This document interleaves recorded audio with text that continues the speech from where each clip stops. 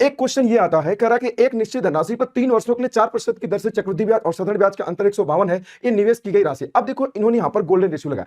हमेशा नहीं लगाते हैं भाई। अगर आपको बुखार हुआ है तो नॉर्मल दवा लेते हैं, हमेशा टाइफाइड की दवा नहीं ली जाती है।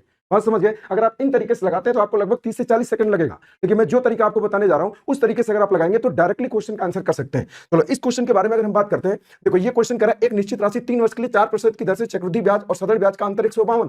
तो अगर मैं आपको बता दूं, अगर रेट कभी 4%, अगर ये 4% दिखे, बताओ 4% का मतलब क्या होता था? आप कहोगे 1 बटा कितना होता है?